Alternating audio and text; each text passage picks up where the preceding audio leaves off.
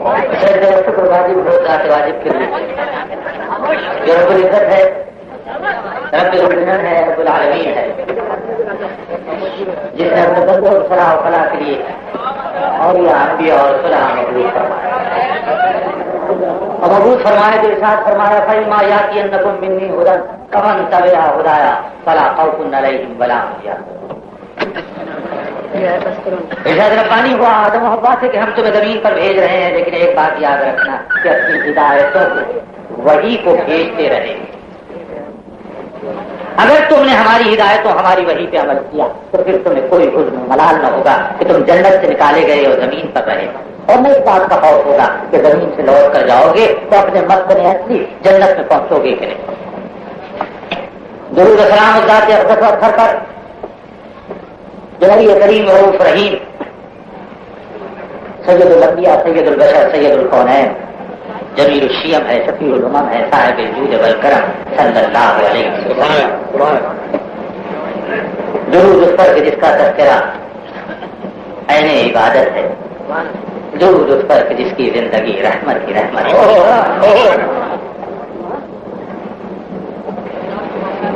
پوچھا فلسطین کی سرزمین پر بیت المقدس سے قریب کہ وہ امیر المومنین کہاں ہے؟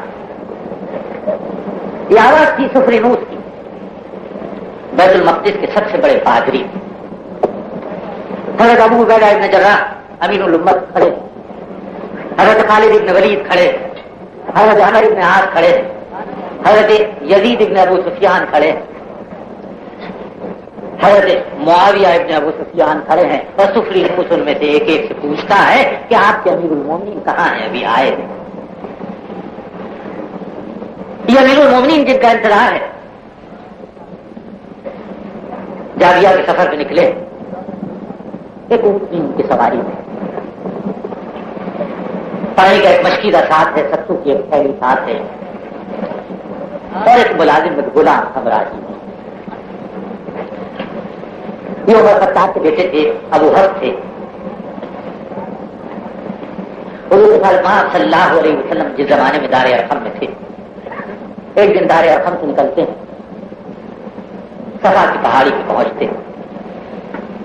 صفا کی پہاڑی جو جناب رسالت پناہ صلی اللہ علیہ وسلم کو بے حد محبوب، صفا کی پہاڑی کے جہاں سے حضور رسالت پناہ صلی اللہ علیہ وسلم نے اعلان کلمۃ الحق کا پہلا بار دیا۔ صفا کی پہاڑی کے جہاں کھڑے رہ کر حضرت حاجرہ نے ڈھونڈا تھا کہ کوئی انسان نظر آ جائے کہ اپنے بلکتے بچے کے لیے 2 قطرے پانی کے مانگ سکے۔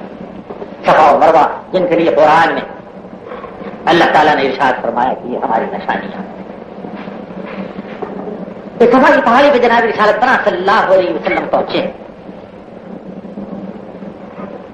اور بارگاہ خداوندی میں دونوں ہاتھ بلند کر کے دعا مانگ۔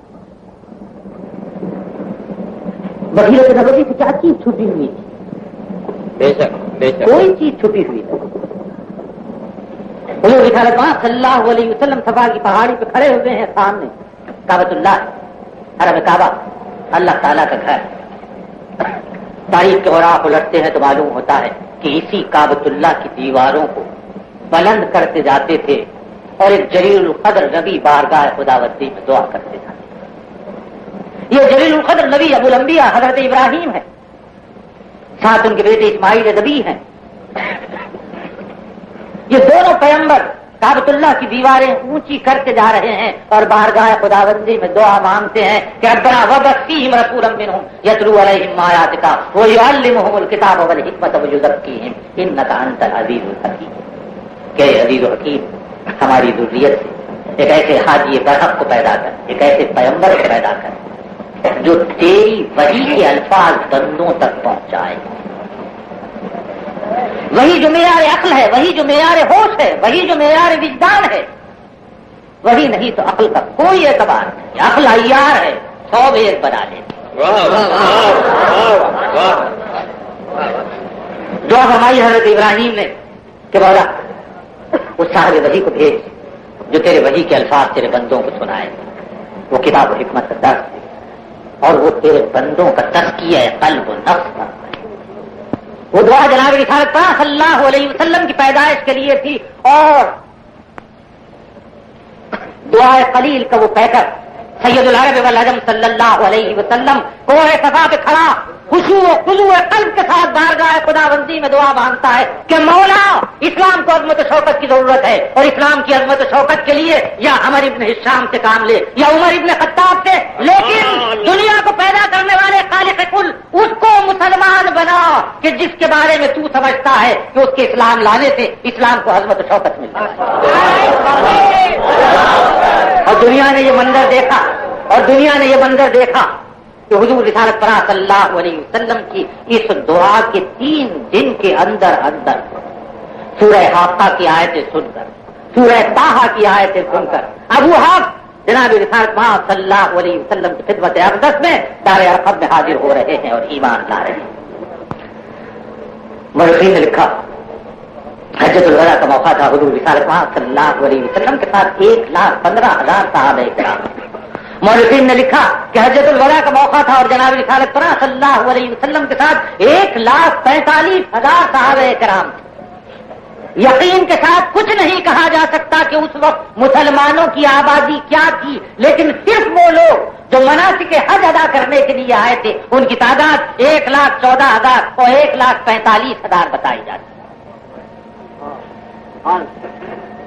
ان میں سے کسی کے لیے بدر الدجا صدر الاولیٰ نور الہدیٰ سیف الورا صلی اللہ علیہ وسلم نے دعا نہیں مانگی۔ اگر کسی کے لیے اللہ کے رسول نے دعا مانگی ہے تو وہ خطاب کے بیٹے عمر کے لیے دعا، یہ انہیں عمر کا انتظار تھا سفری موس کو۔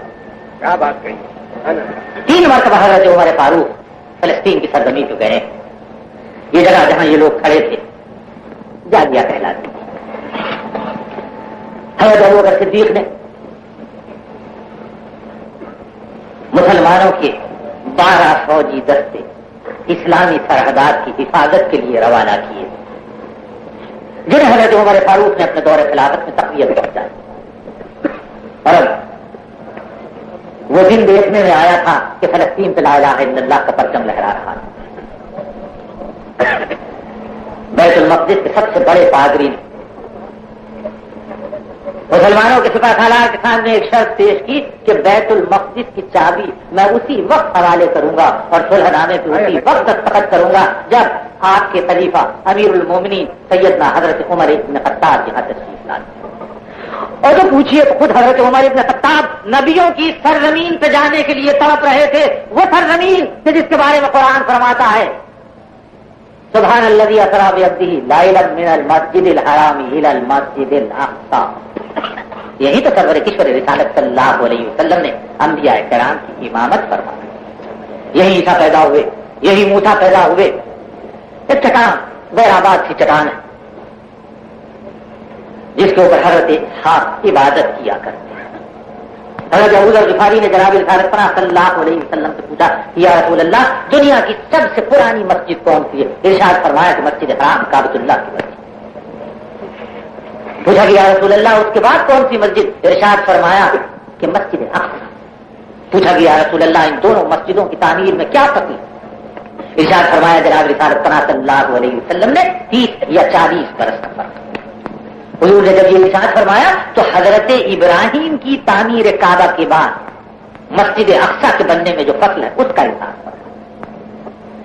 حضرت ابراہیم کے 2 صاحبزادے اسماعیل جنہیں حضرت ابراہیم نے وادی غیر ذی زرع میں بتایا جو جناب رسالت پاک صلی اللہ علیہ وسلم کے جد افضل۔ دوسرے صاحبزادے حضرت اسحاق ہیں جنہیں حضرت ابراہیم نے بیت المقدس میں چھوڑا۔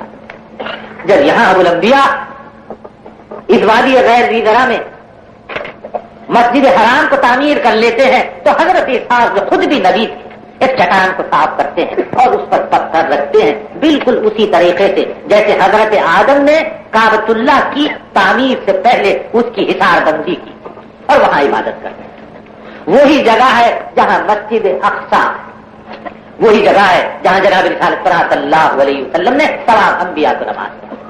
پھر حضرت ابو ذر غفاری نے پوچھا کہ یا رسول اللہ اس کے بعد تو ارشاد فرمایا کہ میری مسجد، اور اشارہ تھا جناب رسالت پاک صلی اللہ علیہ وسلم کا مسجد نبوی کی طرف۔ حضور رسالت محمد صلی اللہ علیہ وسلم کا ارشاد ہے کہ دنیا میں صرف یہ 3 ہی مسجدیں ہیں کہ جن میں نماز پڑھنے کے ارادے سے آدمی دنیا کے کسی خطے سے سفر کر کے جا سکتا. ان 3 مسجدوں کے علاوہ کسی اور جگہ کسی کا مزار ہو یا اس سے ملحق کوئی مسجد ہو تو وہاں نماز پڑھنے کے لیے سفر کر کے جانے کا حکم ہے. اب وہ ایران میں ہو، توران میں ہو، مشہد میں ہو، کسی اور جگہ ہو، کہیں جانے کا حکم نہیں، کہیں جانے کا حکم نہیں. ہاں اگر اتفاق سے وہاں پہنچ گئے ہو اور موقع نکل آتا ہے تو بے شک اللہ کی نماز کے لیے ساری زمین کو پاک کر دیا گیا ہے، جہاں چاہو نماز پڑھ سکتے ہو. لیکن یہ 3 مسجدیں ایسی ہیں کہ جن میں نماز پڑھنے کے لیے بطور خاص سفر کر کے جانے کا، اور ہر جگہ 2 رکعت نماز کی فضیلتیں بتائی گئی ہیں. کہیں 1000 رکعت کے برابر، کہیں 2000 رکعت کے برابر، کہیں 20,000 رکعت کے برابر. حضور رسالت پاک صلی اللہ علیہ وسلم کے خلیفہ دو کہ جن کے ایمان لانے کے لیے سید الانبیاء نے دعا مانگی تھی، وہ جامعہ پہنچنے والے سفری موس اور اس کے ساتھی جنہوں نے قیصر و کسریٰ کی شان و شوکت کو دیکھا تھا، ایک ایسے آدمی کی شان و شوکت کا نظارہ کرنا چاہتے تھے کہ جس کے قدموں میں قیصر و کسریٰ سے تخت و تاج آ گرے. جب اوج دارائی وہ تھا، جب شان کسروی وہ تھی، جب شان قیصری وہ تھی، تو وہ شخص جس نے قیصر و کسریٰ کو دیر کیا، اس کی شان، اس کا تجمل، اس کی شوکت، اس کی عظمت کا کیا کہنا. نہ جانے کتنی بڑی فوج اس کے ساتھ ہے، نہ جانے کتنے نقاشی ہوں گے، نہ جانے کتنے مورچل بردار ہوں گے، شامیانے لے کے آئیں گے، سراچے سرا پردے. جب اضطراب و بے چینی کا وقت گزر رہا تھا تو لوگوں نے دیکھا کہ دور سے اونٹنی چلی آ رہی ہے. ایک شخص اونٹنی کے مہار پکڑا ہوا ہے. ابھی لوگ دوستو، تم میں سے ہر ایک کو اللہ تعالیٰ نے تصور کی دولت سے مالا مال کیا ہے. تم میں سے ہر ایک نے اونٹ کو دیکھا ہے. سوچو کہ ایک شخص اونٹ کی مہار پکڑے چلا آ رہا. ابو عبیدہ ابن جرح اپنی جگہ کھڑے ہو جاتے ہیں، خالد ابن ولید اپنی جگہ کھڑے ہو جاتے ہیں، عمر ابن عاص، یزید ابن معاویہ رضی اللہ تعالی یزید ابن ابو سفیان، معاویہ ابن ابو سفیان، جتنے لوگ ہیں وہاں صحابہ کرام رضوان اللہ اجمعین، سب کے سب کھڑے ہو جاتے ہیں. نگاہیں پیشوائی کے لیے اٹھتی. تو فیروز حیرت سے ان لوگوں کی طرف دیکھتا ہے کہ ایک اونٹنی آ رہی ہے، اس کی مہار ایک شخص پکڑے ہوئے ہے اور اس اونٹنی پہ ایک شخص سوار ہے، اور یہ لوگ کسی کے استقبال کے لیے آگے بڑھنے والے ہیں. پوچھتا ہے یہ کون ہے؟ کیا ان کا نقیب ہے؟ کوئی ان کا قاصد ہے؟ کوئی ان کا پروانچی ہے کہ کوئی اطلاع لے آیا ہے؟ اب معلوم ہوا کہ 10 میل کے فاصلے پہ امیر المومنین کا لشکر ہے، وہ تشریف لانے والے ہیں. جواب ملا سفری نوس کو کہ نہیں، امیر المومنین کو برفت نفیس تشریف لا رہے ہیں. اور سفری نوس کی آنکھیں پھٹی کی پھٹی رہ گئی. اس نے پوچھا کہ اگر تمہارے امیر المومنین آ رہے ہیں تو کہاں ہیں؟ کہا تمہیں دکھائی نہیں دیتا کہ وہ اونٹ چلا رہا ہے. ایک شخص اس کی مہار پکڑے ہوئے اور ایک شخص اونٹنی پہ سوار. پوچھا تمہارا امیر المومنین اس اونٹنی پہ سوار ہے؟ کہا نہیں، ہمارا امیر المومنین اونٹنی پہ سوار نہیں ہے. پوچھا اگر وہ اونٹنی پہ سوار نہیں ہے تو پھر کہاں ہے؟ کہا اس شخص کو دیکھتے ہو جو اونٹنی کی مہار پکڑے چلا آ رہا ہے، وہی ہمارا امیر المومنین. کا مسئلہ ان سے تورات اور انجیل میں یہی نشانی. اس نے حیرت کے ساتھ کہا کہ اگر یہ تمہارے امیر المومنین ہے تو پھر وہ شخص کہ جو اونٹنی پہ سوار ہے، جس کی اونٹنی کی مہار تمہارے امیر المومنین نے پکڑ رکھی ہے، وہ کون ہے؟ کیا یہ امیر المومنین سے بھی بڑا کوئی آدمی؟ جواب ملا کہ نہیں. پوچھا کہ پھر؟ کہا گیا کہ یہ تو امیر المومنین کا غلام ہے. سفری نوس نے حیرت سے کہا کہ یہ چیز نہ میں نے کہیں دیکھی نہ سنی. ہاں، اللہ تعالیٰ کی طرف سے اتری ہوئی کتابوں میں البتہ یہ نشانیاں ملتی ہیں کہ اللہ کے خاص بندے جب بیت المقدس آئیں گے اور ان کی چابیاں ان کے حوالے کی جائیں گی تو اس وقت یہ صورتحال دیکھنے میں آئے. بے شک میں یقین کرتا ہوں کہ یہی وہ امیر المومنین ہے، یہی وہ خلیفۃ المسلمین ہے کہ جنہیں بیت المقدس کی کنجیاں حوالے کرنے کی طرف اشارہ ملتا ہے تورات و انجیل. امیر المومنین چلے مدینہ النبی سے. دور کا سفر تھا، خاصا دور کا سفر. بعض لوگوں نے لکھا کہ 500 میل کا سفر ہے، بعض لوگوں نے لکھا 1100 میل کا سفر ہے. صرف ایک غلام ساتھ لیا. غلام تو غلام تھا، سوچتا تھا کہ امیر المومنین سواری کرے گی اور مجھے پیادہ پا جانا ہے. وہ تو صابر و شاکر تھا، لیکن تھوڑا راستہ چلنے کے بعد امیر المومنین اونٹنی سے اترتے ہیں اور غلام سے فرماتے ہیں کہ میرے ہاتھ میں تھما دو اور تم اونٹنی پہ سوار ہو جاؤ. وہ حیرت سے دیکھتا ہے امیر المومنین کی طرف. فرمایا کہ نہیں، انصاف کا تقاضا یہی ہے، سارا راستہ اسی طریقے سے کٹے گا کہ تھوڑی دیر میں سواری کروں گا اور تھوڑی دیر تم سواری کرو گے. تم بھی انسان ہو، میں بھی انسان ہوں. مساوات انسانی کا وہ سبق جو اللہ کے رسول نے دیا تھا، اس کا صحابی رسول اکرم صلی اللہ علیہ وسلم نے عمل کر کے دکھایا. دنیا کی تاریخ میں اس واقعے کی نظیر نہیں کیسی عظیم المرتبت اور جلیل القدر ہستی ہے کہ جس کا نام آج بھی لینے سے وہ لوگ لرزہ برندام ہو جاتے ہیں، جو یہ سمجھتے ہیں کہ ہم باطل ہیں اور یہ حق ہے. واہ واہ واہ واہ واہ. حضرت عمر فاروق وہاں پہنچتے ہیں تو بن جمرہ اور لوگوں کے حضرت امیر معاویہ سے حضرت عمر بن خطاب رضی اللہ تعالیٰ عنہ کی بات چیت ہوتی. حضرت عمر غیر معمولی بصیرت کے انسان تھے اور حضرت امیر معاویہ بھی غیر معمولی مدبرین میں سے. سبحان اللہ ثم سبحان اللہ. یاد رکھیے کہ جناب رسالت پناہ صلی اللہ علیہ وسلم نے اپنی زندگی میں بنو امیہ کے افراد کو اپنی سلطنت کے جتنے عہدے دیتے ہیں بنو ہاشم کو اتنے عہدے نہیں. کیا بات کہی ہے، سبحان اللہ. یہ تاریخی حقیقت ہے جسے کوئی جھٹلا نہیں. عزیزو دوستو، بدر کی لڑائی کا موقع ہے. حضور کی حالت میں خاموشی کے ساتھ سنیے گا. میں آپ کے سامنے اسلام کی تاریخ بیان کر رہا ہوں. حضور کی حالت میں صلی اللہ علیہ وسلم بدر کے میدان میں موجود ہے اور بدر کے میدان میں لڑنے والوں میں کون کون لوگ؟ عتبہ ہے، شیبہ ہے، ولید ہے، ابو جہل ہے، انہی میں طالب بھی ہے. طالب کون ہے؟ حضرت علی کے بھائی. طالب کون ہے؟ جعفر طیار کے بھائی. طالب کون ہے؟ عبد مناف کے بیٹے. طالب کون ہے کہ جن کے نام پر عبد مناف اپنی کنیت کرتے ہیں ابو طالب.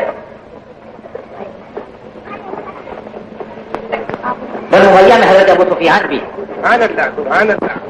حضرت ابو سفیان کے بیٹے بھی اس وقت اپنی قوم کا تارا بنے ہوئے ہیں، لیکن نہ یزید ابن ابو سفیان میدان بدر میں آتے ہیں جناب رسالت پناہ صلی اللہ علیہ وسلم کے خلاف لڑنے، نہ معاویہ ابن ابو سفیان میدان بدر میں آتے ہیں جناب رسالت پناہ صلی اللہ علیہ وسلم کے خلاف لڑنے. عام طور سے کہا جاتا ہے کہ عبد مناف جنہیں ہم لوگ ابو طالب کہتے ہیں، جو اپنے بیٹے طالب کے نام سے کنیت کرتے تھے، حضور رسالت پاک صلی اللہ علیہ وسلم کے چچا ہوتے تھے. پیر میں لم تھا، بڑی اسرت کی تنگ دستی کی زندگی گزارتے. چنانچہ ایک موقع آیا کہ جناب رسالت پاک صلی اللہ علیہ وسلم نے اپنے اس تنگ دست چچا سے کہا تھا کہ آپ چونکہ بہت پریشان رہتے ہیں اور کثیر العیال ہے، تو ایک کام تو آپ یہ کریں کہ اپنے ایک بچے کو اپنے دوسرے بھائی عباس کو دے دیں جو آپ کے مقابلے میں زیادہ فارغ البال ہے. چنانچہ جعفر طیار کو انہوں نے حضرت عباس کے سپرد کیا اور فرمایا کہ ایک بچہ آپ اپنا مجھے دیں. اللہ کے رسول 2.5 برس کی عمر سے بکریاں چرایا کرتے تھے. بنو سعد کے قبیلے میں جب حضرت حلیمہ سعدیہ کے گھر رہتے تھے اور ان کا دودھ پیتے تھے، اور جب 6 سال کی عمر میں واپس آئے، 8 سال کی عمر میں جناب رسالت پناہ صلی اللہ علیہ وسلم بکریاں چرایا کرتے تھے. بخاری کی روایت چند قیرات معاوضہ ملا کرتا تھا. یہ جو کچھ معاوضہ ملتا یہ یتیم عبد المطلب کا پوتا اپنے تندرست چچا حضرت ابو طالب کے حوالے کرتا تھا کہ یہ کثیر العیال ہے اور تندرست. خود ابو طالب کا یہ بیان موجود جس سے کوئی اختلاف نہیں کر سکتا کہ میری کفالت کی ہے، مالی کفالت کی ہے. حضور رسالت پناہ جیسے سڑک نے عجیب غریب نظارہ بھی دیکھا. یہ آپ کو معلوم ہے کہ حضور رسالت پناہ صلی اللہ علیہ وسلم کے چچاؤں میں سوائے حضرت عباس کے اور حضرت امیر حمزہ کے اور کسی چچا نے اسلام کو قبول نہیں اور کسی چچا نے اسلام قبول نہیں کیا. کوئی معاصر تاریخ ایسی نہیں، کوئی مستند حوالہ ایسا نہیں جس سے کوئی یہ کہہ سکے کہ کسی چچا نے لا الہ الا اللہ کا کلمہ برائے بیت کی ایک مرتبہ پڑھا. یہ جو واقعات عام طور پہ آپ کو تاریخوں میں ملتے ہیں کہ چچا جن کے پاس گئے اور لوگوں نے کہا کہ آپ اپنے بھتیجے کا خیال کیجئے، چچا جو پرورش کرتے تھے حضور رسالت پاک صلی اللہ علیہ وسلم کے، وہ حضرت عبد المطلب کے وہ بیٹے تھے جن کا نام زبیر تھا، اور جو حضرت عبد المطلب کے انتقال کے بعد ان کے جانشین ہوئے، بالکل فضول میں جن کا ذکر ہے۔ حضور رسالت پاک صلی اللہ علیہ وسلم کی کفالت حضرت عبد المطلب کے بعد حضرت زبیر نے کی تھی، ابو طالب نے نہیں کی تھی۔ یہ منافقین نے تاریخ میں تبدیلیاں کر دی ہیں۔ اگر ابو طالب نے جناب رسالت پاک صلی اللہ علیہ وسلم کی کفالت کی تھی تو پھر اپنی بیٹی ام ہانی کا رشتہ جناب رسالت پاک صلی اللہ علیہ وسلم کو دینے سے کیوں انکار کیا؟ کیوں انکار کیا تھا؟ اور کیا تاریخ کے سینے میں یہ الفاظ محفوظ نہیں ہے کہ ابو طالب نے کہا تھا کہ بیٹے بڑے گھرانے کا پیام آیا ہے، بنو مخزوم کے ابو جہل کے چچا زاد بھائی کا پیام آیا ہے، تو وہ بڑے گھرانے کا پیام، اور یہ یتیم عبد المطلب کا پوتا آمنہ کا جگر گوشہ مرحوم بھائی عبداللہ کی نشانی دنیاوی اعزاز و منزلت کی اس مقام کے اس وقت نہیں پہنچا، نتیجہ اپنی بیٹی ام ہانی کا رشتہ دینے سے انکار کیا۔ حضرت علی زندگی بھر اپنے والد کے فیصلے پہ متعلق رہے، اور فتح مکہ کے بعد حضرت ام ہانی کا خود بھی یہ حال تھا۔ کئی مرتبہ انہوں نے خواہش کی جناب رسالت پاک صلی اللہ علیہ وسلم سے، جبکہ میرا شوہر چھوٹ چکا، اگر آپ پسند فرمائیں تو میں آپ کی نکاح میں آنے کے لیے تیار ہوں، لیکن حضور رسالت پاک صلی اللہ علیہ وسلم کے ذہن میں اس انکار کی آواز بازگشت ہمیشہ باقی ہے۔ حضور رسالت پاک صلی اللہ علیہ وسلم کے مقابلے میں ابو طالب تو آتے ہیں لڑنے کے لیے، لیکن خاندان امیہ کے ایک فرد ابو سفیان اور ان کے بیٹے نہیں۔ ابو سفیان صرف ایک مرتبہ خندق کی لڑائی میں حضور رسالت پاک صلی اللہ علیہ وسلم کے خلاف آتے ہیں یا احد کی لڑائی میں، لیکن ان کے بیٹے حضرت یزید ابن ابو سفیان اور حضرت امیر معاویہ کبھی نہیں آتے۔ یہ بات ذہن میں رکھیے گا کہ اسلام جب بھی پھیلا ہے دانشوروں اور عقل مندوں میں پہلے پھیلا ہے۔ بلاغری نے لکھا، فتح البلدان میں، طبقات ابن سعد میں لکھا کہ حضور رسالت پاک صلی اللہ علیہ وسلم جب نبی بنائے گئے ہیں تو قبیلہ قریش کل 17 لکھنے پڑھنے والے آدمی، جو لوگ سب سے پہلے ایمان لائے ہیں وہ ان 17 پڑھے لکھے لوگوں میں سے 75% سے زیادہ تھے، اور بنو ہاشم سے ہٹ کے جو لوگ پڑھے لکھے تھے ان میں حضرت ابو سفیان کے یہ دونوں بیٹے یزید اور امیر معاویہ بہت اونچا مقام رکھتے تھے۔ انہوں نے اسلام کو سمجھ لیا تھا، انہیں جناب رسالت پاک صلی اللہ علیہ وسلم کی ذات اقدس سے محبت، وہ جانتے تھے کہ حضور رسالت پاک صلی اللہ علیہ وسلم کا پیغام سچا۔ تاریخ میں کوئی حوالہ ایسا ملتا ہے کہ حضور رسالت پاک صلی اللہ علیہ وسلم نے حضرت امیر معاویہ کو تبلیغ کی ہو، خود پہنچے تھے خدمت اقدس نبوی میں مدینۃ النبی، اور جناب رسالت پاک صلی اللہ علیہ وسلم کے درس حق پرست پر ایمان قبول کیا۔ حضرت امیر معاویہ کی بہن حضرت رملہ ام المؤمنین ام حبیبہ حضور رسالت پاک صلی اللہ علیہ وسلم کی شریک حیات ہے۔ حضرت ابو سفیان کی بیٹی، اور یہ ام حبیبہ اپنی بہن کے حجرے میں جناب رسالت پاک صلی اللہ علیہ وسلم سے حضرت امیر معاویہ جب بھی ملتے تو کاتب وحی تھے۔ حضرت امیر معاویہ کو جناب رسالت پاک صلی اللہ علیہ وسلم نے بے اختیار دعائیں، اور مورخین و محدثین نے ان چند دعاؤں کو جنہیں محفوظ رکھا ہے ان میں سے ایک دعا کے الفاظ کا مفہوم کچھ یوں ہوتا ہے کہ اللہ تعالیٰ ابو سفیان کے بیٹے معاویہ کو اس درجہ صاحب اقبال بنائے گا کہ کوئی قوت بھی اس سے ٹکرانے کی کوشش کرے گی تو خود ٹکرا کے پاس پاس ہو جائے گا۔ میرا نبی تو اپنی زبان سے کچھ نہیں کہتا جب تک کہ میری طرف سے القا نہیں ہوتا۔ یہ ارشاد تھا جناب رسالت پاک صلی اللہ علیہ وسلم کا حضرت امیر معاویہ کے بارے میں، اور آج تاریخ کے صفحات یہ بتاتے ہیں کہ جناب رسالت پاک صلی اللہ علیہ وسلم کے ان ارشادات میں کس درجہ صداقت و بلاغت و حقیقت، کہ دنیا کے کسی خطے سے تاریخ اسلام کا کوئی طالب علم کھڑے ہے کہ یہ کہہ سکتا ہے کہ حضور رسالت پاک صلی اللہ علیہ وسلم نے پہلی مرتبہ آپ نے مسلمانوں کی جس بحری فتح کی نشاندہی کی تھی، اس بحری نئی سطح سے نکلنے والا صفا سالار کون ہے؟ سبحان اللہ. حضور پاک صلی اللہ علیہ وسلم کے رشتے میں چچا حضرت خالہ کی حضرت ام حرام ان کا نام ہے. مسجد نبوی کی درسگاہ صفا کے پرنسپل یا وائس چانسلر کی بیوی حضرت عبادہ ابن صامت کی حضرت ام حرام. اللہ کے رسول کبھی کبھی اپنے رشتے کی خالہ کے گھر چلے جایا کرتے. ایک مرتبہ حضرت ام حرام کے گھر جناب رسالت پناہ صلی اللہ علیہ وسلم آئے ہیں. دوپہر میں کھانا تناول فرمایا ہے اور تھوڑی دیر کے لیے وہاں لیٹ گئے. حضور رسالت پناہ صلی اللہ علیہ وسلم کی پیشانی پر پسینے کے قطرے امڑ آئے. حضرت ام حرام جناب رسالت پناہ صلی اللہ علیہ وسلم کو دیکھ رہی ہیں کہ اللہ کے رسول صاحب التاج والمعراج والبراق اپنے بستر سے مسکراتے ہوئے اٹھتے ہیں.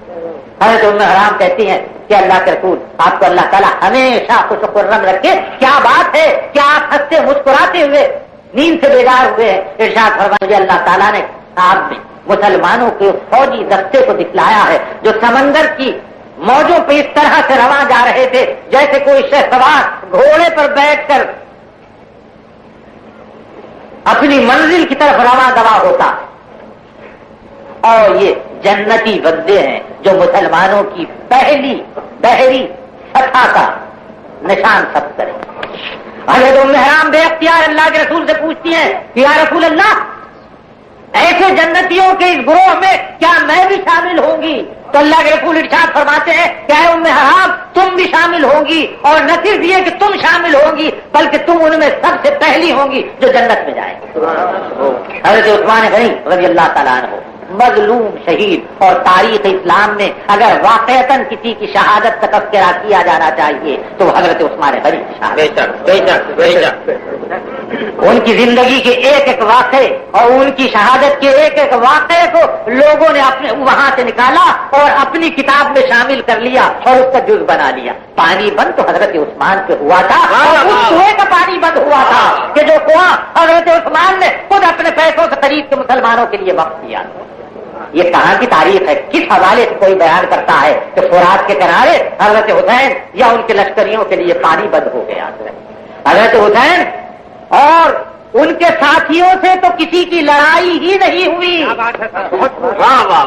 اگر وہ کتاب جس کا نام مقتل ابی مخنف ہے اگر اس کتاب کو الگ کر دیجئے کہ جو ایک جھوٹی گمراہ کن غلط کتاب ہے تو پھر تاریخ اسلام میں کسی مستند کتاب میں کوئی حوالہ نہیں ہے کہ حضرت حسین کا امیر یزید کی لشکر سے کوئی اختلاف ہوا یا لڑائی ہوئی. کہیں کوئی حوالہ نہیں ہے. میں پھر کہتا ہوں کہ اگر مستند حوالوں کے ساتھ سچی تاریخ بیان کی جائے تو ملت اسلامیہ میں انتشار و اشتراک نہ رہے. یہ کون کہتا ہے کہ کربلا کے میدان میں لڑائی ہوئی؟ کون کہتا ہے کہ امیر یزید کی فوجوں سے حضرت حسین کے ساتھیوں کا ٹکراؤ ہوا؟ کون کہتا ہے کہ وہاں وہ خیمہ زن؟ وقت نہیں لیکن مختصراً اتنی چیز آپ کو میں بتاتا چلوں تاکہ آپ کے ذہن کے یہ شکوک مٹ جائیں. ایک زمانے سے سنتے چلے آ رہے ہیں, خاموش ہیں, صبر کر رہے ہیں, خیال ذہن میں ایک ہی ہے اور وہ یہ ہے کہ کہیں ایسا نہ ہو کہ کوئی اختلاف کی صورت پیدا ہو جائے, کہیں ایسا نہ ہو کہ انتشار ہے, یہ چھوٹا سا ملک ہے, ابھی تو بنا ہے, اس انتشار کو ہوا نہ دینی چاہیے, اس خیال سے خاموش ہے تو لوگ مسلط ہوئے جا رہے ہیں, تاریخ کو توڑ رہے ہیں, حدیثوں کو مروڑ رہے ہیں, قرآن سے نئے نئے داستانیں نکال رہے ہیں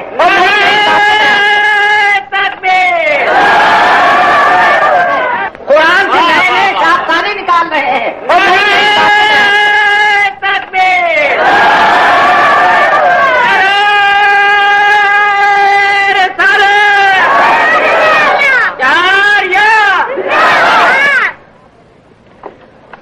صبری کا حوالہ ہے شیعی مورخ, جس کا دن چاہے جا کے دیکھ لے, یونیورسٹی کی لائبریری میں دیکھ لے, لیاقت لائبریری میں دیکھ لے, مرضی سے علمی کی لائبریری میں دیکھ لے, میرے گھر آ کے دیکھے, نصیر اکیڈمی سے خرید کے دیکھ لے, پڑھ لے, اگرچہ کہ تاریخ تبری کو بھی مختلف اوقات میں تبدیل کر دیا گیا. بات کہیے صاحب, مختلف اوقات میں تبدیل کر, آپ کو حیرت ہوگی کہ بخاری کا ترجمہ آتا ہے, شیخ غلام علی اینسر لاہور سے شائع کرتے ہیں, پچھلے ترجمے میں اس ترجمے میں فرق دیکھ لیجیے, بخاری کو تک بدل دیا, اپنے مطلب کی باتیں ڈال دی, شبلی کے الفاروق کو تبدیل کر دیا, اپنے مطلب کی باتیں ڈال دی. تو کہتے ہیں دیکھیے آپ کے مورخین نے لکھا, اور یہ منافق یہ کام پچھلے 1200 برس سے کرتے آ رہے ہیں.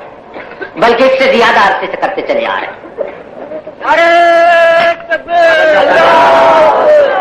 رحمت نازل کرے.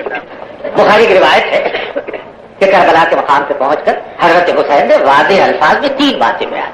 کربلا کا نقشہ اگر کسی کا جی چاہے تو نقشہ بنا کے دیکھ. کوفے سے کربلا کا فاصلہ دیکھے اور کربلا سے دمشق کا فاصلہ دیکھے صاف یہ حقیقت آپ کے سامنے آ جائے گی کہ کربلا دمشق سے قریب تر ایک جگہ. حضرت حسین کوفے میں حالات کا مشاہدہ کرنے کے بعد سیدھے سیدھے دمشق جا رہے ہیں. کیا بات کہی ہے صاحب, سبحان اللہ. اپنے ساتھی خارجیوں سے اور کوفی اشرار سے کہتے ہیں کہ 3 صورتیں, اور یہ سب ان کی کتب سے ثابت ہے, اور یہ سب ان کی کتابوں سے ثابت ہے بات جو میں کہہ رہا ہوں. کہتے ہیں 3 صورتیں.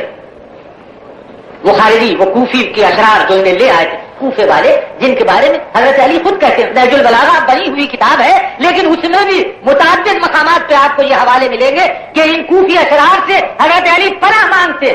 یہی کوفی اشرار تھے جنہوں نے حضرت حسن کے نیچے سے مسلح کھینچ لیا تھا جب انہیں خلیفہ بنایا گیا.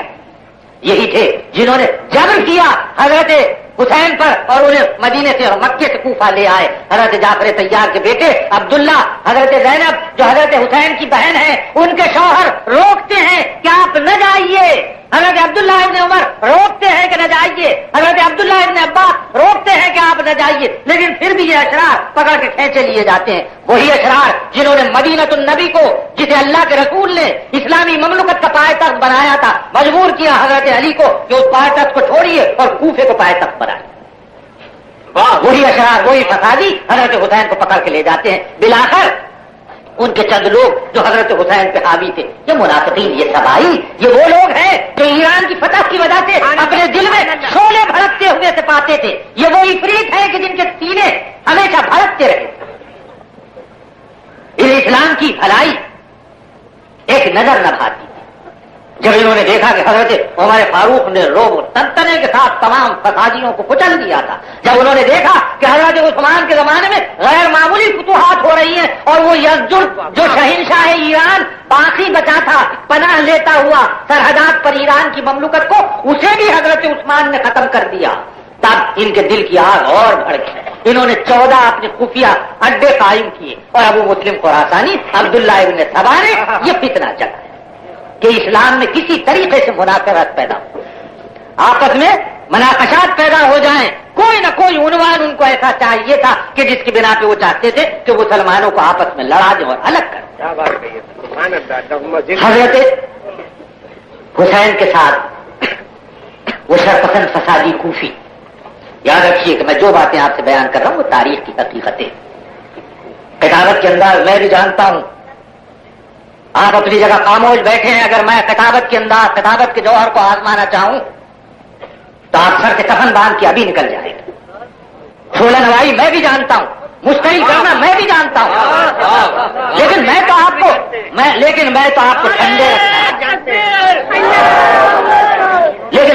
کو ٹھنڈا رکھنا چاہتا ہوں. میں تو آپ کو خاموشی کے ساتھ تاریخ کی حقیقتیں بتا رہا ہوں. اور یہ تاریخ کی حقیقتیں میں آپ کو اس لیے بتا رہا ہوں کہ آپ کی کانوں میں زہر کھولا گیا, نژاد نو کے دماغوں کو مسموم کر دیا. اس قدر غلط باتیں آپ کے سامنے لائی گئی ہیں کہ وہ جو گویبلز کے پروپیگنڈا کا نتیجہ تھا کہ غلط بات اتنی مرتبہ بیان کرو, اتنی مرتبہ بیان کرو, اتنی مرتبہ بیان کرو کہ لوگ اسے حقیقت سمجھنے لگے. تو وہ کیفیت ہمارے ساتھ ہوئی ہے کہ غلط بات, جھوٹ بات بار بار بار بار اس قدر شدت و اصرار سے کہی گئی ہے کہ ہم میں سے جسے دیکھیے اب وہی راگ الاپ رہا ہے. اور 2 رکعت کے ملا, 2 رکعت کے ملا جو اپنے آپ کو ایمان کا, اسلام کا محافظ سمجھتے ہیں, انہی کی باتوں کو دہراتے ہیں, انہی کی آواز بات ہے.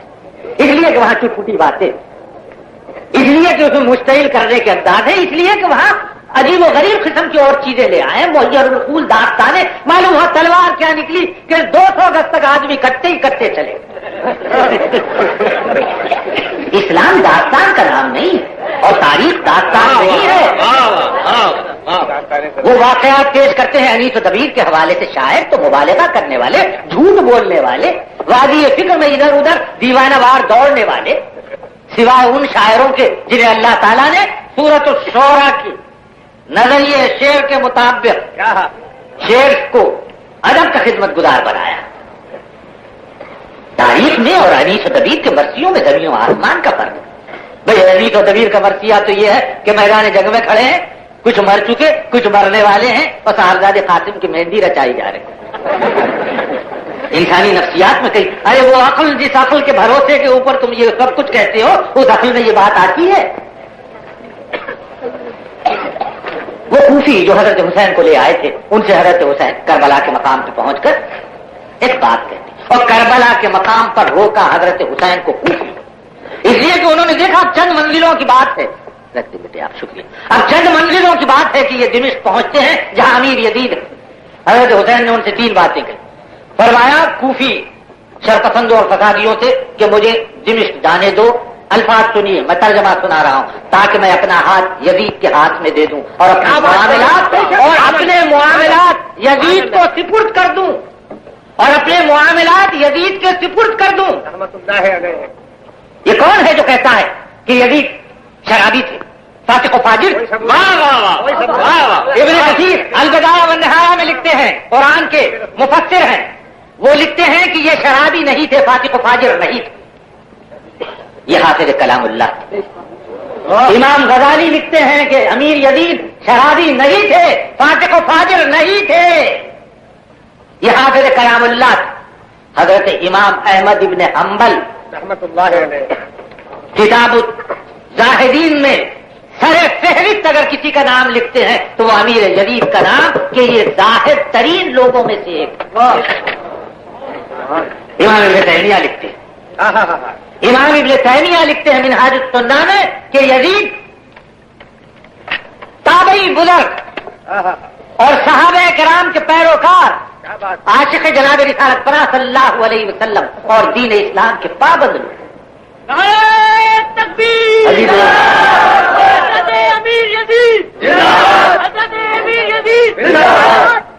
अजीजों दोस्तों, तारीख के चेहरे को जिस बेदर्दी के साथ जालिम मुनाफिकों ने मस्त किया है उसकी मिसाल दुनिया में नहीं।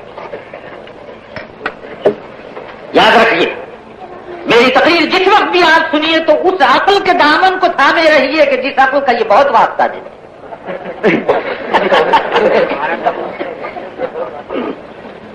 माशाअल्लाह ये मुसलमानों की सच्चे मोमिनों की मस्जिद।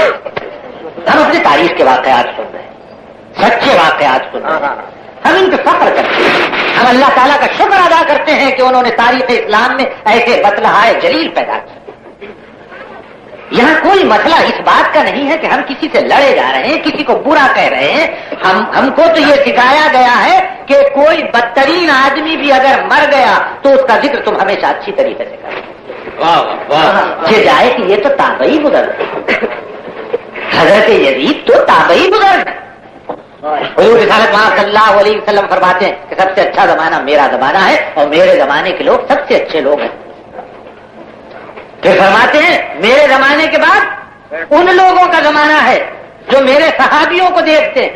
अगर एक रिवायत पे भरोसा किया जाए तो जनाब रिसालत पना सल्लल्लाहु अलैहि वसल्लम का यह भी इरशाद मौजूद है कि वो अच्छे लोग जो मेरे सहाबा को देखेंगे दोज़ख उन पर भी हराम होगी। तुम किस मुंह से यजीद के साथ पलीद का लफ्ज़ इस्तेमाल करते हैं? अब यार तो खैर कहते ही रहेंगे, लेकिन तुफू चरखे गलना कि हमारी मस्जिदों और हमारे मेंबरों से भी लोग बिला लिहाज अमीर यजीद के बारे में दुश्मनों के प्रोपेगेंडे में आके ये लायका इस्तेमाल कर। आपने कुछ दिन पहले टेलीविजन के ऊपर एक मसालेवा देखा हो, सलाम की एक महफिल कि जिसके अंदर मिरासी मिल्लत अबू लखा हफीज जालंधरी अपने कुछ टूटे फूटे शेर सुनाने आता है तो शिया प्रोड्यूसर को खुश करने की खातिर, शिया प्रोड्यूसर को खुश करने की खातिर सबसे पहले कहता है मेरे न मुंह में दांत है, न पेट में हाथ, न तारीख इस्लाम से वाकिफ है, मिरासी जिसकी परवरिश मुख्तलिफ मराहल के ऊपर करते रहे, सिर्फ इस वजह से कि एक शिया प्रोड्यूसर को खुश करना है बयान फरमाए जा रहे। और टीवी के साहिबाने अरबाबे बस तो कुशाद की अक्ल पर इस दर्जा पर्दे पड़ गए हैं और ऐसे मुतासिर हैं कि एडिट भी नहीं कर सकते। آپ کی حمیت اگر بیدار ہوتی ہے تو 2 پیسے کا کارڈ ان کو لکھ کے پوچھیے کہ یہ الفاظ کیسے کہے گئے اور تم نے کیوں اسے ایڈٹ کیوں نہیں کیا. وہ کہتے ہیں صاحب ہم کیا ایڈٹ کریں گے, ہم اگر کوئی کام بھی طریقے کا اور عقل کے مطابق کرنا چاہتے ہیں تو 10 آدمی دھرنا دے کے بیٹھ جاتے ہیں, بھوک ہڑتال, 25 لفنگے چلے آتے ہیں لاٹیاں لیے کہ ہمارا سر توڑ دیں گے. تو غنڈہ گردی کا یہ انداز اور یہ صورتحال صرف اس وجہ سے اختیار کی جا رہی ہے کہ ہم اپنی صحیح تاریخ کو بھلا دیں, ہم اپنے صحیح موقف سے ہٹ جائیں اور ہم ان کی باتوں میں آ جائیں. اور جیسا کہ ہمارے 16 نواں مقرر جناب پروفیسر صاحب نے فرمایا کہ یہ 2% 98% کے اوپر مسلط ہو جائے. حکومت وقت بھی متاثر ہوتی. ایک صاحب بیان کرتے ہیں کہ آج کے اخباروں میں آپ نے بیان دیکھا ہوگا کہ فلاں آدمی شیعہ تو نہیں تھا, اس نے شیعہ کمیونٹی کو بڑا نقصان پہنچایا, فلاں. ہم اور آپ اس حقیقت سے واقف ہیں اور ہم جانتے ہیں کہ گھر کے 4 افراد ہیں تو ایک فرد اس کے ساتھ ہے, ایک فرد اس کے ساتھ ہے, ایک فرد اس کے ساتھ ہے اور ایک فرد اس کے ساتھ ہے, اور کس دل اور دلیری کے ساتھ یہ لوگ بیانات بھی دیتے ہیں اور باتیں بھی کہتے ہیں. ہر حکومت کے پاس پہنچیں گے, ہر حکومت کے سامنے مظلوم بن کے جائیں گے, روئیں گے, پیٹیں گے, حزن و ملال کا مظاہرہ کریں گے, وہاں آپ کو ماتم کریں گے کہ حضور 1 دن کی چھٹی دے دیجئے, ورنہ ہماری ملت تو تباہ ہوئی چلی جا رہی ہے. اور یہاں سے 1 دن کی چھٹی, 1 دن کی کیا مستقل چھٹی. یہ جو باتیں کہتے ہیں لوگ, کہتے ہیں کہ صاحب سیاہ پوشی سے کچھ نہیں ہوتا, سیاہ دلی سے ہوتا ہے. یہ سب سے دل سیاہ ہو جاتے ہیں تو یہ حرکتیں ہوتی. تو حضرت حسین نے ان کوفی ساتھیوں سے کہا کہ دیکھو, یا تو مجھے صحیح تاریخ سچے حوالوں کے ساتھ بیان کرنے کی اجازت ہو تو یہ صورتحال آپ کے سامنے آئے اور اختلافات نہ ہو. کہتے ہیں کہ مجھے وہاں جانے دو, میں اپنا ہاتھ ان کے ہاتھ میں دیتا ہوں اور اپنے مسائل ان کے سپرد کرتا ہوں, اور اگر نہیں تو پھر مجھے مکہ لوٹ جانے دو. اور اگر مکہ بھی نہیں لوٹنے دیتے تم لوگ شرپسند ہو تو مجھے کم سے کم اسلامی مملکت کی سرحدوں کی طرف نکل جانے دو. لیکن یہ بدبخت جنہوں نے دیکھ لیا تھا ان خارجیوں اور کوفیوں نے کہ اگر امیر یزید کا اور حضرت حسین کا نہ ہو گئی ملاپ ہو جاتا ہے اور ان کی صلح ہو جاتی ہے تو خارجیت جس سے حضرت علی, حضرت زین العابدین, حضرت جعفر صادق, حضرت محمد باقر پناہ مانگتے تھے وہ باقی نہ رہے گی. تو انہوں نے حضرت حسین اور ان کے ساتھیوں پہ حملہ کیا اور انہیں شہید کر دیا. بے شک حضور رسالت مآب صلی اللہ علیہ وسلم کے نواسے بڑی بے دردی کے ساتھ شہید کیے گئے, اور ان کی شہادت کے اوپر واقعتاً ہمیں افسوس ہوتا کہ وہ شرپسندوں, سازشیوں, کینہ پرور لوگوں کے ہاتھوں میں کھیل گئے اور اس کے نتیجے حکومت وقت بھی متاثر ہوتی. ایک صاحب بیان کرتے ہیں کہ آج کے اخباروں میں آپ نے بیان دیکھا ہوگا کہ فلاں آدمی شیعہ تو نہیں تھا, اس نے شیعہ کمیونٹی کو بڑا نقصان پہنچایا, فلاں. ہم اور آپ اس حقیقت سے واقف ہیں اور ہم جانتے ہیں کہ گھر کے 4 افراد ہیں تو ایک فرد اس کے ساتھ ہے, ایک فرد اس کے ساتھ ہے, ایک فرد اس کے ساتھ ہے اور ایک فرد اس کے ساتھ ہے, اور کس دل اور دلیری کے ساتھ یہ لوگ بیانات بھی دیتے ہیں اور باتیں بھی کہتے ہیں. ہر حکومت کے پاس پہنچیں گے, ہر حکومت کے سامنے مظلوم بن کے جائیں گے, روئیں گے, پیٹیں گے, حزن و ملال کا مظاہرہ کریں گے, وہاں آپ کو ماتم کریں گے کہ حضور 1 دن کی چھٹی دے دیجئے, ورنہ ہماری ملت تو تباہ ہوئی چلی جا رہی ہے. اور یہاں سے 1 دن کی چھٹی, 1 دن کی کیا مستقل چھٹی. یہ جو باتیں کہتے ہیں لوگ, کہتے ہیں کہ صاحب سیاہ پوشی سے کچھ نہیں ہوتا, سیاہ دلی سے ہوتا ہے. یہ سب سے دل سیاہ ہو جاتے ہیں تو یہ حرکتیں ہوتی. تو حضرت حسین نے ان کوفی ساتھیوں سے کہا کہ دیکھو, یا تو مجھے صحیح تاریخ سچے حوالوں کے ساتھ بیان کرنے کی اجازت ہو تو یہ صورتحال آپ کے سامنے آئے اور اختلافات نہ ہو. کہتے ہیں کہ مجھے وہاں جانے دو, میں اپنا ہاتھ ان کے ہاتھ میں دیتا ہوں اور اپنے مسائل ان کے سپرد کرتا ہوں, اور اگر نہیں تو پھر مجھے مکہ لوٹ جانے دو. اور اگر مکہ بھی نہیں لوٹنے دیتے تم لوگ شرپسند ہو تو مجھے کم سے کم اسلامی مملکت کی سرحدوں کی طرف نکل جانے دو.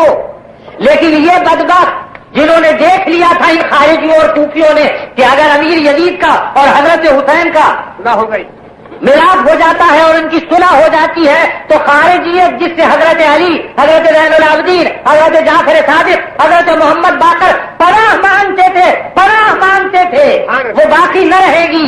تو انہوں نے حضرت حسین اور ان کے ساتھیوں پہ حملہ کیا اور انہیں شہید کر دیا. بے شک حضور رسالت مآب صلی اللہ علیہ وسلم کے نواسے بڑی بے دردی کے ساتھ شہید کیے گئے, اور ان کی شہادت کے اوپر واقعتاً ہمیں افسوس ہوتا کہ وہ شرپسندوں, سازشیوں, کینہ پرور لوگوں کے ہاتھوں میں کھیل گئے اور اس کے نتیجے کے طور پر ان کی جان ہے۔ اور انہی بدماشوں نے جب سب کو قتل کر دیا تو پھر بیویوں کے خیمے لوٹنے کے لیے بڑھے، خیموں کو آگ لگائی۔ اب جب وہاں سے آہو بکا کا طوفان بلند ہوا ہے تو حضرت سعد ابن ابی وقاص کے صاحبزادے ابن سعد جو یزید امیر یزید کے ساتھ حضرت حسین کے مسائل طے کرنے کے لیے دمشق جاتے ہوئے اپنی فوج کا ایک حصہ تھوڑے سے فاصلے پر ان کی نگہداری کے لیے چھوڑ رہے تھے، انہوں نے دیکھا کہ سرے شام خیموں کو آگ لگی ہے، یہ کیا معاملہ؟ اور یہ حملہ اس دن ہوا جس دن کے بارے میں ان کوفیوں اور شرپسندوں کو یہ معلوم ہوا کہ یزید کے پاس سے سارے مسائل طے کر کے ابن سعد آ رہے ہیں اور اب ان کی ملاقات ہوگی اور مسائل طے۔ انہوں نے اس سے پہلے حضرت حسین پہ حملہ کیا اور انہیں شہید کر دیا اور بیویوں کے خیموں کو آگ لگائی۔ اس وقت وہ فوج پہنچی، ان بدماشوں سے اس فوج کا جو ابن سعد کی فوج کا ایک حصہ تھا مقابلہ ہوا، ان بدماشوں کو انہوں نے تہہ تیغ کیا، بیویوں کو حفاظت کے ساتھ لے آئے اور کہاں لے گئے؟ سیدھے دمشق پہنچایا۔ اور تبری شیعی مورخ لکھتا ہے کہ جب امیر یزید کے محل سرا میں حضرت زینب اور ان کی ساتھی خواتین پہنچی ہیں تو یزید کے گھرانے کی عورتیں روتی ہوئی بے تحاشا باہر آ گئی کہ یہ کیا ہوا؟ ہم نے تو یہ سنا تھا کہ کوفیوں کے ہاتھ سے ابن سعد بچا کے لے آ رہے ہیں اور یہ سب ہمارے گھر مہمان ہوں گے اور ہم ہنسی خوشی سے اپنی خالاؤں، پھوپھیوں، عزیزوں اور رشتے داروں کا اپنے گھروں میں استقبال کریں گے۔ بے اختیار روتی چلی آئی۔ یہ افسانہ کہاں سے مجدد تاریخ اسلام شاہ بلیغ الدین صاحب، مجدد تاریخ اسلام شاہ بلیغ الدین صاحب، مجدد تاریخ اسلام شاہ بلیغ الدین صاحب۔ یہ افسانہ کہاں سے گھڑ لیا کہ حضرت حسین کا سر تھا، یزید کے سامنے ایک تخت میں رکھا گیا، ایک چھڑی بیت کی یزید کے ہاتھ میں تھی، حضرت حسین کے دانتوں پہ اس نے بچایا۔ کیا یزید امیر یزید حضور رسالت مآب صلی اللہ علیہ وسلم کی شخصیت، حضرت حسین کی شخصیت سے واقف نہیں تھے؟ اور کون شقی القلب ہو سکتا ہے جو اپنے دشمن کے مر جانے کے بعد بڑا کوتا ذہن دشمن شاید یہ کر سکتا ہو تو کر سکتا ہو جیسے کہ کوتا ذہن یہ لوگ ماتم کنا غم دشمن قابو میں آ جانے کے بعد مسلمان کی شان تو یہ ہے کہ دشمن کو بھی معاف کرتا۔ اور میرے رسول نے فتح مکہ کے موقع پہ یہ مظاہرہ کر کے دکھلایا کہ جان کے پیاسوں کو، خون کے پیاسوں کو جناب رسالت پرا صلی اللہ علیہ وسلم نے فرما دیا کوئی مواخذہ نہیں، سب کو معاف کرنا، لا تقریب کوئی مواخذہ نہیں ہے، چھوڑ دیا سب۔ یہ افسانہ ہے جو گھڑ لیا گیا۔ کہتے ہیں حضرت زینب نے تقریر کی۔ حضرت زینب کس کے سامنے تقریر کر رہی؟ امیر یزید جن کے بارے میں یہ کچھ تم کہتے ہو ان کی ساس ہیں حضرت زینب، حضرت حسین کی بہن۔ آپ سمجھے کہ تاریخ کو کس درجے مت کر دیا گیا؟ کوئی ہے جو اس حقیقت سے انکار کر سکتا ہے تو مجھے بتائیں کہ ام محمد یزید کی بیوی تھی کہ نہیں، اور عبداللہ ابن جعفر طیار کی بیٹی تھی کہ نہیں تھی، اور محمد کی بہن تھی کہ نہیں تھی؟ کیا کہتے ہو؟ حضرت زینب کا مزار کہاں ہے؟ دمشق میں۔ حضرت زینب اپنی زندگی کے آخری زمانے میں کہاں جا کے رہی تھی؟ امیر یزید کے پاس۔ ان کا مقبرہ کس نے بنایا؟ امیر یزید نے۔ ان کے تو آپس میں اتنے رشتے تھے کہ بیان نہیں ہو سکتے۔ عباس علمدار شمر بڑا خونی کھلاڑی کہا جاتا ہے۔ عباس علمدار کے سگے ماموں تھے شمر، سگے ماموں تھے شمر۔ بتاؤ ان رشتے داریوں سے تم انکار کر سکتے ہو؟ کہتے کہ یزید برے تھے، یزید برے تھے۔ انہی عباس علمدار کے بیٹے، نواسوں اور پوتوں کا نام یزید ہے۔ اگر برے ہوتے تو یہ نام رکھے جاتے؟ عباس علمدار کے بیٹے، پوتے اور نواسوں کے نام ہے یزید یزید یزید۔ اگر یزید برے ہوتے تو رکھے جاتے یہ نام۔ کیا کچھ سنا ہے آپ کے کانوں نے کہ آپ کو یقین نہ آتا ہوگا کہ یہ کیا تاریخ ہے، کہاں کی تاریخ تھی اور کہاں تاریخ آ گئی؟ کہاں کی تاریخ تھی اور کہاں تاریخ آ گئی ہے؟ اچھا یہ دیکھیے تو معلوم ہو وہی چار چار آرے کتابیں جو لکھنؤ کے نول کشور کے مکتبے سے خاص طور پر چھپا کے بھیجی گئی، اسی کو پڑھ کے آپ کے مولانا بھی تقریر کر رہے ہیں, میرے مولانا بھی تقریر کر رہے ہیں, فلاں مولانا بھی پلیت فرما رہے ہیں, فلاں مولانا بھی پلیت فرما رہے ہیں. میں واقعہ بیان کر رہا تھا حضرت ام حرام کا, جو حضور کی صلی اللہ علیہ وسلم کے رشتے کی خالہ تھی. حضرت ام حرام فرماتی ہے کہ اللہ کے رسول, کیا ان جنتیوں کے گروہ میں بھی شامل ہوں گی؟ اور اللہ کے رسول بے اختیار فرماتے ہیں نہ صرف یہ کہ تم شامل ہوگی بلکہ ان میں سے وہ ہوگی کہ جو سب سے پہلے جنت میں جانے والے ہیں. قبرص کی فتح کے لیے حضرت عثمان غنی کے دور میں حضرت امیر معاویہ کے قیادت میں وہ لشکر جاتا ہے. ابو سفیان کے بیٹے امیر معاویہ, آج بھی پاکستان میں حضرت امیر معاویہ کا نام نہیں لیا جا سکتا. حضرت امیر معاویہ کے نام پر کراچی ایڈمنسٹریشن اپنی جگہ لرزبر اندام ہو کے رہ جاتا ہے. نہیں تو اس مرتبہ حضرت امیر معاویہ کے یوم وفات پر یہی آپ ان کا یوم منائیں. آخر کوئی وجہ ہے کہ مشاہیر اسلام کے ہم یوم تک نہیں منا سکتے؟ آپ اعلان کیجیے کہ یوم صدیق اکبر کی طرف سے کہ آپ ہم صحابہ کرام کے یوم تک بھی نہیں منا سکتے. ہم ان کی زندگی کے حقیقی اور سچے واقعات تک بیان نہیں کر سکتے. اور اللہ کے رسول یہ ارشاد فرماتے ہیں کہ وہ جنتیوں کے گروہ کے قائد ہوں گے. حضرت ام حرام کی روایت حضرت ام حرام خواہش کرتی ہیں, چنانچہ قبرص کی فتح کے لیے حضرت عثمان غنی کے دور میں حضرت امیر معاویہ نکلتے ہیں. حضرت ام حرام کو اطلاع ہوتی ہے تو وہ خود اور حضرت عبادہ ابن صامت جو نقیبان انصار میں سے ایک ہیں, بیعت عقبہ میں ایمان لانے والے اور بہت بڑے آدمی, یہ قبرص کی فتح میں جاتے.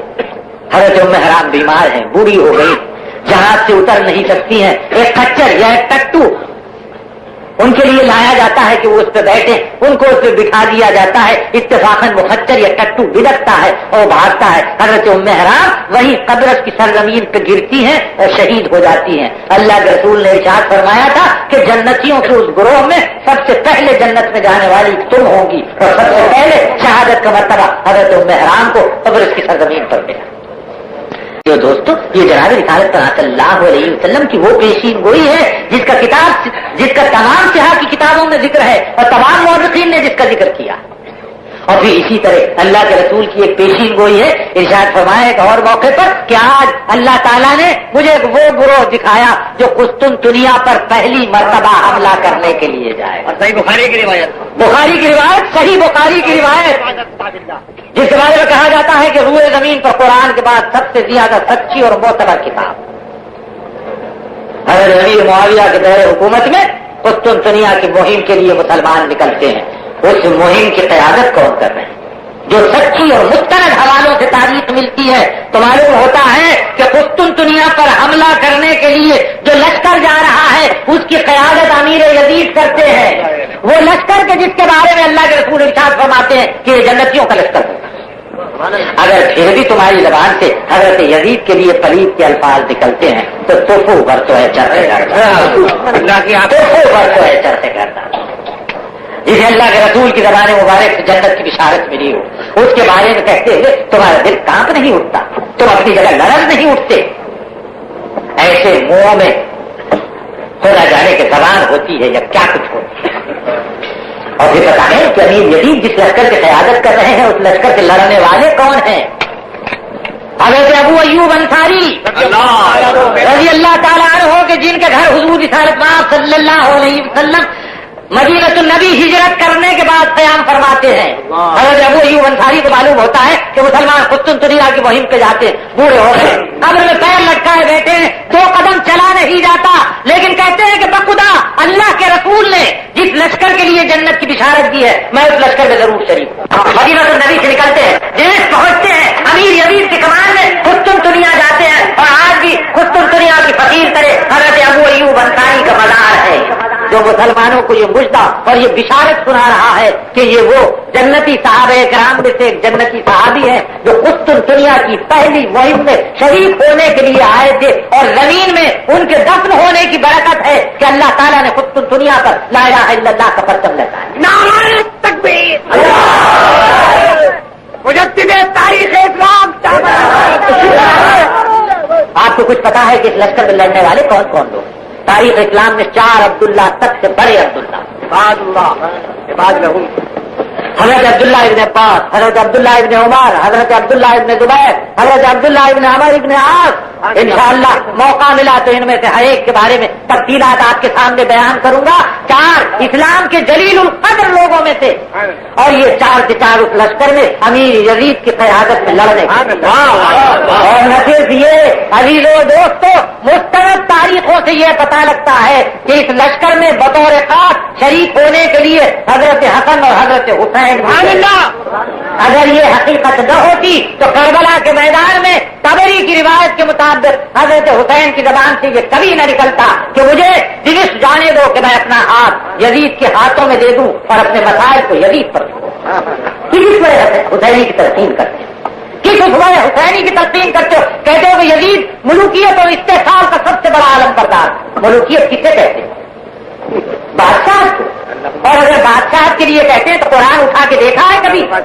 بنی اسرائیل کے کتنے پیغمبر ہیں جو بادشاہ ہیں؟ حضرت داؤد پیغمبر بھی ہے بادشاہ بھی، حضرت سلیمان پیغمبر بھی ہے بادشاہ بھی ہے، حضرت یوسف کا قصہ پڑا ہے، عزیز مصر بن گئے تھے، ملک ہی تو بنے تھے، بادشاہ مصر بن گئے تھے. کس منہ سے کہتے ہو؟ اور اگر منافقوں تم سچ کہتے ہو کہ تم ملوکیت کے خلاف ہو تو جاؤ اور سرحد پار نعرہ لگاؤ شہنشاہ ایران کے خلاف. یہ بات غلط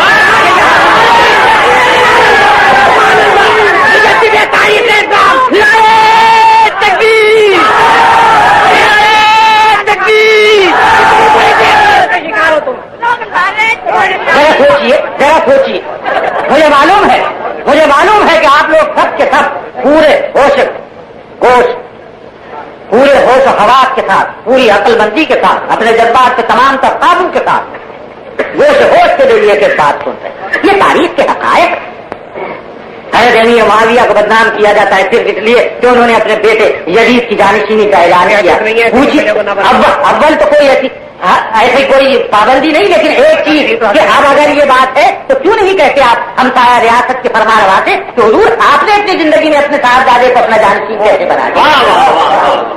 وہاں کوئی بات نہیں جاتی.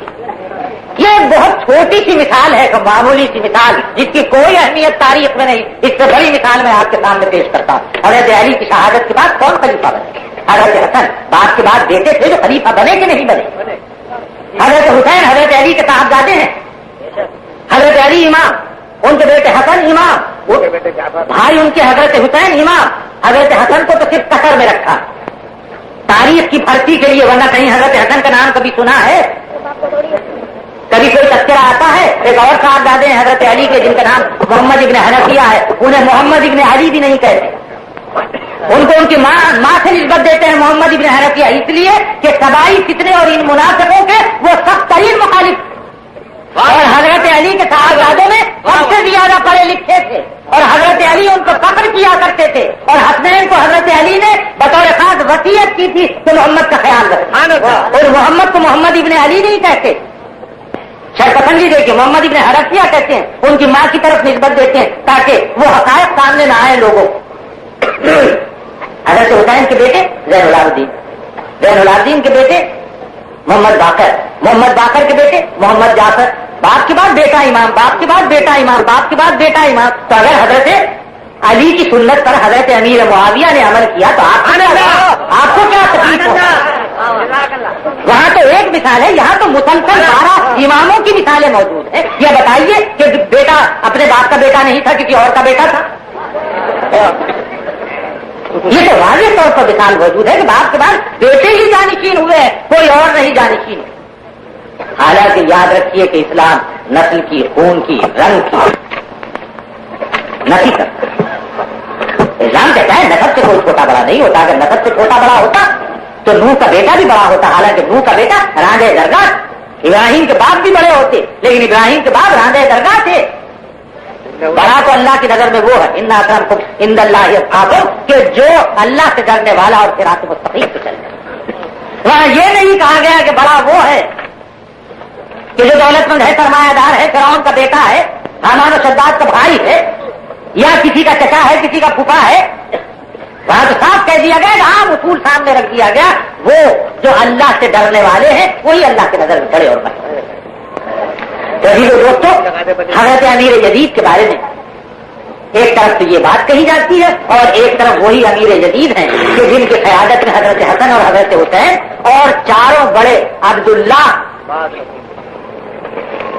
قسطنطنیہ کی مہم میں شریک ہوتے ہیں اور اس قسطنطنیہ کی مہم کی بشارت صحیح بخاری میں تک موجود ہے. پھر بتائیے کہ کسی کے لیے یہ زیب دیتا ہے کہ امیر یزید کے بارے میں نامناسب الفاظ اختیار کریں, نامناسب الفاظ استعمال کریں, اور امیر یزید کے دور حکومت کا کوئی واقعہ ایسا بیان کیجیے جو اسلام کے خلاف بھی فراڈ ہے.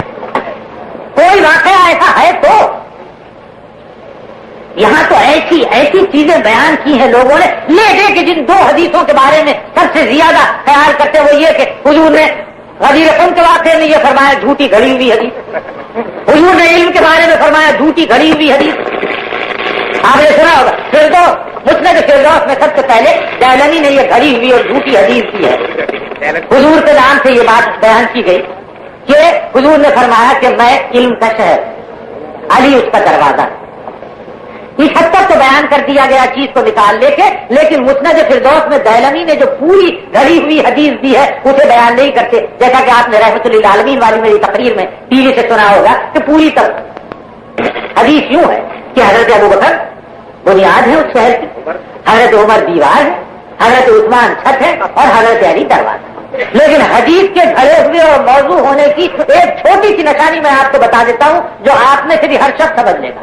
فن کی باریکیوں میں, درائز کے مسائل میں, منطق کی الجھاوے, اسماء الرجال کی باتیں نہیں, سب چھوڑیے. معمولی سی ایک بات بتاتا ہوں کہ جس سے یہ معلوم ہوگا کہ یہ حدیث گھڑی ہوئی. میرے عزیزوں دوستوں, یہ بتاؤ کہ کسی شہر پہ بھی چھت ہوتی ہے کہیں؟ گھر پہ تو چھت ہوتی ہے, شہر پہ تو چھت نہیں. گھر پہ تو چھت ہوتی ہے, شہر پہ تو چھت نہیں. یہ پوری حدیث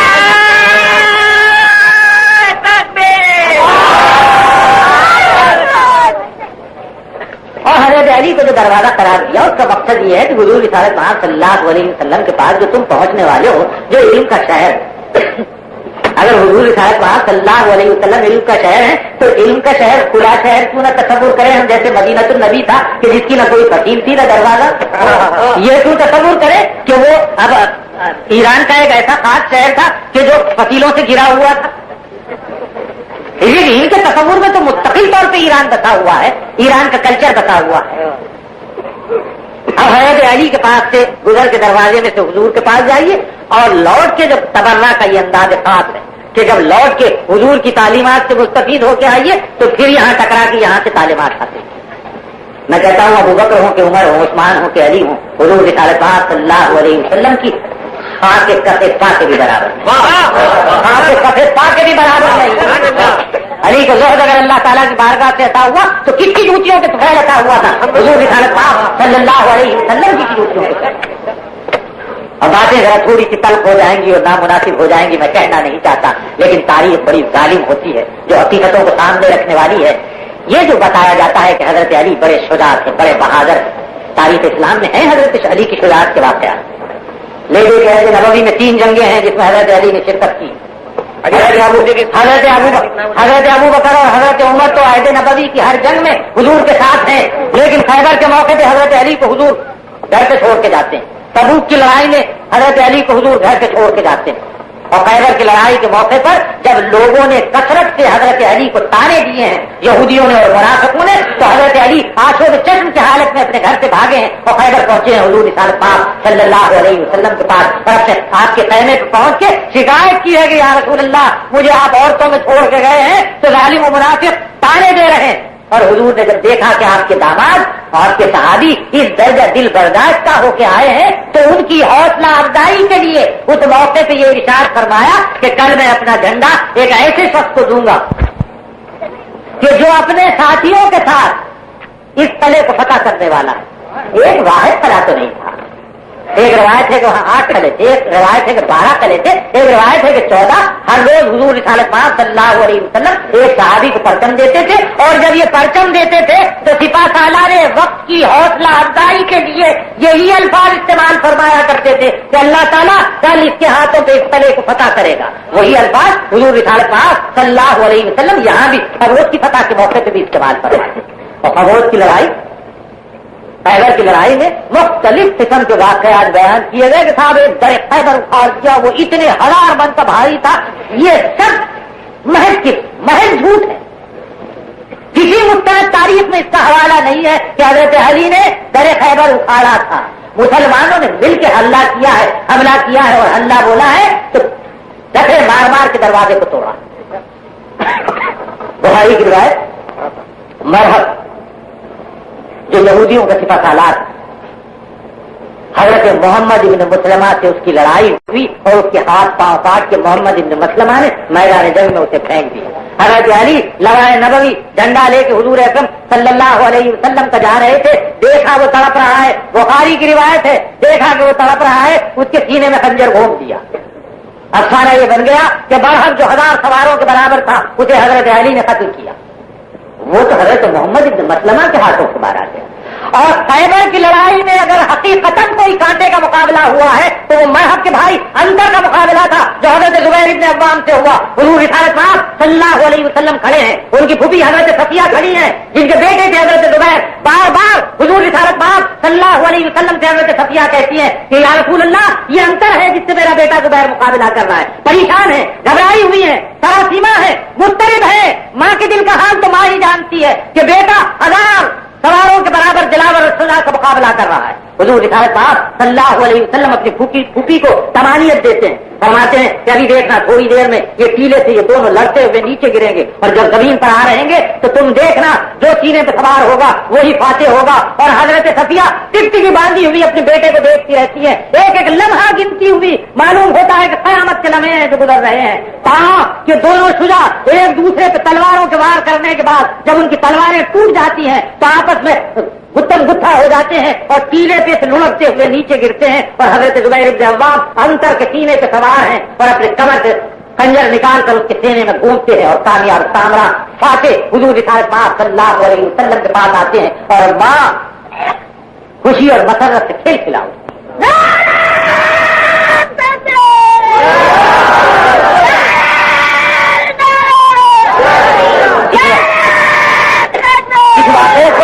اس واقعے کو تو بھلا دیا گیا, اس کا تو کہیں ذکر ہی نہیں آتا. اور ذکر اگر آتا ہے تو مرحب کا. ارے بھائی باندھ لیجئے تھوڑی دیر کے لیے کہ مرحب سے مقابلہ ہوا حضرت علی کا. حضرت علی کی عمر کیا تھی خندق کی لڑائی کے وقت؟ 25 برس اور 27 برس کے لگ. اور مرحب کی عمر کا آپ کو اندازہ ہے؟ مرحب کی عمر جس کے بارے میں کسی مورخ کو اختلاف نہیں 80 برس کا تھا اس وقت. یہ بھی کوئی مقابلے میں مقابلہ تھا. بدر کی لڑائی میں حضرت علی کا مقابلہ جن سے ہوتا ہے ان کی عمر 60 برس کی ہے, حضرت علی کا مقابلہ 21 برس. اور اس کے بارے کے میں کہتے ہیں خندق کے بارے میں کہتے ہیں کہ ہماری ابن عبدالوت سے حضرت علی کا مقابلہ ہوا تھا. حضرت علی کی عمر مشکل سے 23-24 برس کی اور ہماری ابن عبدالوت کی عمر 91 برس. بتائیے کہ عہد نبوی کی لڑائیوں میں کون سا واقعہ ایسا ہے کہ جسے آپ شجاعت الدلاوری کا واقعہ بیان؟ ورنہ تاریخ اسلام میں ایسے واقعات بھی ہیں کہ دجلہ کے سینوں پہ اپنے گھوڑے دوڑا دیے, بھوکے شیر سے قرآن دفت نے چھوڑ دیا تو مقابلہ کیا, مست ہاتھیوں کو تلواروں سے مار ڈالا.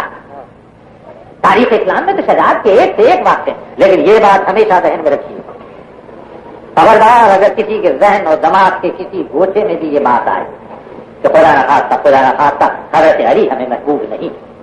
یہ ظالم تو یہ کر سکتے ہیں کہ کسی کو محبوب اور کسی کو نامحبوب بنا دیں, لیکن ہم خاتم بدہن کبھی یہ نہیں.